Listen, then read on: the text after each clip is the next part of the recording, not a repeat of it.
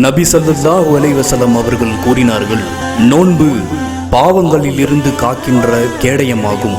எனவே நோன்பாளி கெட்ட பேச்சுகளை பேச வேண்டாம், முட்டாள்தனமான செயல்களில் ஈடுபட வேண்டாம். யாரேனும் அவருடன் சண்டைக்கு வந்தால் அல்லது ஏசினால், நான் நோன்பாளி என்று இருமுறை கூறட்டும். என் உயிர் எவன் கைவசம் இருக்கிறதோ அந்த இறைவன் மேல் ஆணையாக, நோன்பாளியின் வாயிலிருந்து வீசும் வாடை அல்லாஹ்வின் கஸ்தூரியின் வாடையை விட சிறந்ததாகும்.